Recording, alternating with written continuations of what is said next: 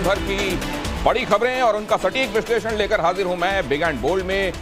नमस्कार, दिनेश गौतम के साथ आप देखने वाले हैं बिग एंड बोल्ड। और आगे कौन सी वो खबरें हैं जो खास तौर से तवज्जो में रहने वाली हैं, पहले वो मैं आपको बता देता हूं। बिग एंड बोल्ड में आज आप देखेंगे किसान दिल्ली के लिए क्या निकले, सीएम योगी पश्चिमी यूपी आ गए, इसके क्या मायने हैं, पूरे डिटेल के साथ ये खबर होगी। मौलानाओं की अजब गजब राम कथा के बाद आज मौलानाओं की शिव चर्चा भी आप देखने वाले हैं। इसके साथ साथ आपको यह भी बताएंगे कि आखिर इस्लामिक रिपब्लिक ऑफ पाकिस्तान में गीता का ज्ञान क्यों ट्रेंडिंग है। ये सभी खबरें आपके सामने, लेकिन पहले ये कवर स्टोरी देखिए। किसानों ने ऐलान कर रखा है कल यानी मंगलवार को वो दिल्ली कूच करेंगे और इससे दिल्ली और उसके आसपास रहने वाले लोगों के दिलों की धड़कनें बढ़ गई हैं, क्योंकि उनको अभी बीते दिन भूले नहीं हैं। 3 साल पहले 26 जनवरी को लाल किले पर जो कुछ दिखा था वो आज भी हर किसी के जहन में ताजा है। सड़कों पर ट्रैक्टर का तांडव, लेकिन अब की बार घबराने की आवश्यकता नहीं। वजह है सीएम योगी, जिन्होंने खुद मोर्चा संभाल लिया है। किसान दिल्ली के लिए क्या निकले, सीएम योगी पश्चिमी यूपी आ गए और फिर क्या हुआ, ये रिपोर्ट बिग एंड बोल्ड।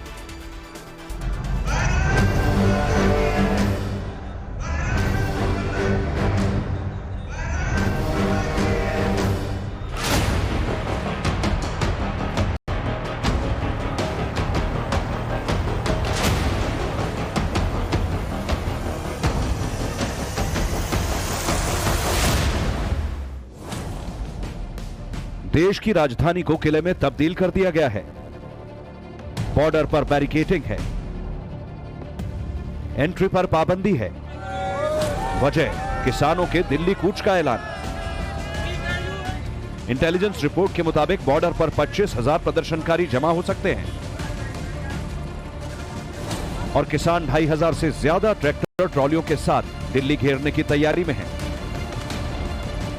जिन ट्रैक्टरों की मदद से किसान दिल्ली कूच का प्रोग्राम बना रहे हैं, उसी ट्रैक्टर की पूजा सीएम योगी आदित्यनाथ कर रहे हैं। दिल्ली से महज 130 किलोमीटर दूर यूपी के मुजफ्फरनगर में दिल्ली कूच करने वाले किसान कहां हैं, इनकी मांगे क्या हैं और आंदोलन का हिडन एजेंडा क्या है, सब बताएंगे। पहले सीएम योगी की ट्रैक्टर पूजा के मायने जान लीजिए। पूरे विधि विधान के साथ सीएम योगी मंच के पास रखे ट्रैक्टर का पूजन कर रहे हैं। मंत्रोच्चार और जय श्री राम की गूंज है। मंच पर सीएम योगी को हल देकर स्वागत किया गया। दरअसल लोकसभा चुनाव से पहले बीजेपी ने ग्राम परिक्रमा अभियान की शुरुआत की है। फोकस में किसान है। सीएम योगी आदित्यनाथ ने मुजफ्फरनगर की धर्मनगरी शुक तीर्थ से इस कार्यक्रम का आगाज किया। सीएम योगी ने यहां प्रधानमंत्री किसान सम्मान निधि, सौर ऊर्जा, स्वयं सहायता समूह, कृषि फार्म मशीनरी, पीएम कुसुम योजना के जुड़े लोगों को भी सम्मानित किया।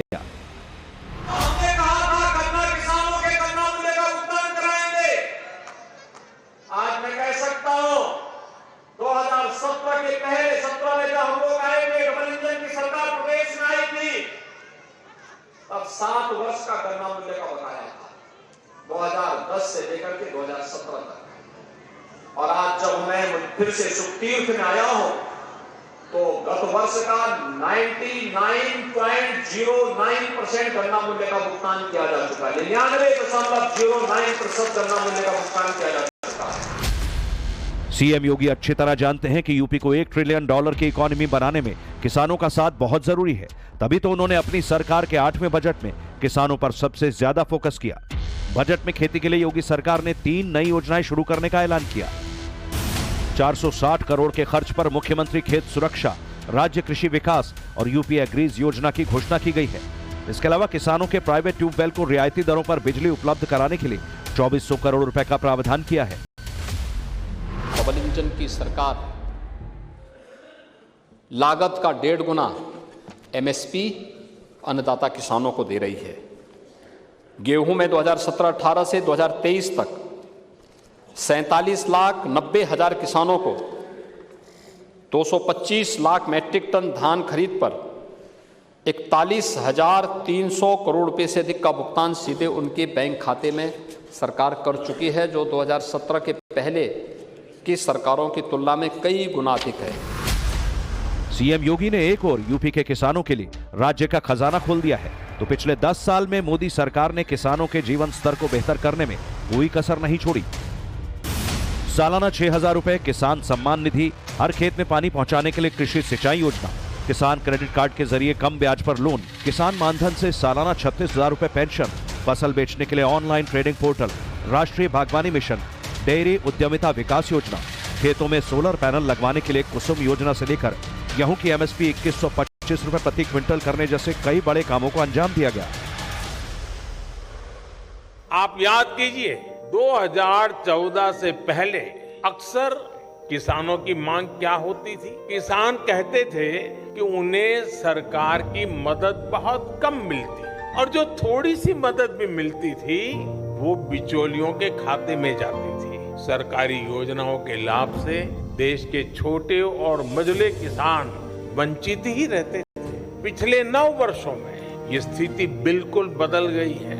आज देखिए करोड़ों छोटे किसानों को पीएम किसान सम्मान निधि मिल रही है और कोई बिचौलिया नहीं, कोई फर्जी लाभार्थी नहीं। बीते 4 वर्षों में इस योजना के तहत 2.5 लाख करोड़ रुपए सीधे किसानों के बैंक खातों में भेजे गए। आजादी के बाद से शायद ही किसी सरकार ने किसान कल्याण की इतनी योजनाओं को एक साथ जमीन पर उतारा हो। सामने चुनाव है तो विरोधी चुप बैठेंगे ये भी संभव नहीं। एक बार फिर किसानों के कंधे पर बंदूक रखकर पॉलिटिकल निशाना साधा जा रहा है। 1 लाख किसानों ने आत्महत्या की है। जब से भारतीय जनता पार्टी की सरकार बनी है 2014 से और आज तक एनसीआरबी के आंकड़े निकलवा लीजिए, 1 लाख किसानों ने आत्महत्या की है।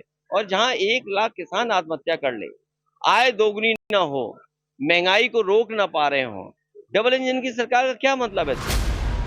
किसानों का ये हंगामा और प्रदर्शन सिर्फ आंदोलन का हिस्सा नहीं बल्कि 2024 के चुनाव से पहले एक एक्सपेरिमेंट है। दोबारा वही एक्सपेरिमेंट किया जा रहा है जो 26 जनवरी 2021 को दिल्ली में किया गया। 3 साल पहले कृषि कानून के विरोध में दिल्ली में जो हंगामा काटा गया उसे दोहराने की कोशिश की जा रही है। इस बार एमएसपी को मुख्य मुद्दा बनाया गया और इसी बहाने फिर से दिल्ली को घेरने और थाम देने की कोशिश शुरू हुई। आंदोलन के इस पुराने पैटर्न को देखकर पिक्चर क्लियर हो रही है। सेंटर में किसान हैं, टारगेट पर 2024 का लोकसभा चुनाव। यूपी, हरियाणा, पंजाब और राजस्थान के जाटलैंड को साधने की कोशिश की जा रही है। यानी थिएटर में ड्रामा शुरू होने से पहले ये सिर्फ माइक टेस्टिंग है कि 2024 के चुनाव से पहले ये चेक किया जा रहा है कैसे किसानों को भड़काया जाए, उस इलाके में बीजेपी के सारे प्लान फेल करा दिए जाएं, जहां बीजेपी ने किसानों के बीच पैठ भी बनाई और वोट बैंक भी मजबूत किया। कहते हैं काठ की हांडी बार बार नहीं चढ़ती, मतलब साफ है, चालाकी से एक ही बार काम निकलता है। यही बात अब किसान समझ गए हैं कि मोदी योगी ही उनके सबसे बड़े चौधरी हैं, किसी के बहकावे में नहीं आएंगे। किसान आंदोलन का पैटर्न 3 साल पहले हुए विरोध प्रदर्शन से काफी मिलता जुलता है। पिछली बार की तरह अलग अलग राज्यों से किसान इसमें शामिल होने दिल्ली आ रहे हैं। किसान अपने साथ ट्रैक्टर, ट्रॉली और राशन भी लेकर आने वाले हैं। हालांकि इस आंदोलन को पिछली बार की तरह सभी किसान संगठनों का समर्थन हासिल नहीं है और न ही संयुक्त किसान मोर्चे के बैनर पर यह हो रहा है। सवाल है कि आखिर किन मांगों को लेकर किसान संगठन बार बार आंदोलन कर रहे हैं। दिल्ली कूच करने वाले किसानों की मांग है न्यूनतम समर्थन मूल्य यानी एमएसपी के लिए कानून बने, स्वामीनाथन आयोग की सिफारिशों को लागू किया जाए, खेती से जुड़े कर्ज माफ हो, बुजुर्ग किसानों को 10,000 रुपए महीने पेंशन मिले। इसके अलावा प्रधानमंत्री फसल बीमा योजना में सुधार की भी मांग है। किसानों की मांग जायज हो सकती है, लेकिन उनके सड़क जाम कर प्रदर्शन से आम जनता कितनी परेशान होती है वो आप इस महिला के दर्द को सुनकर समझ सकते हैं।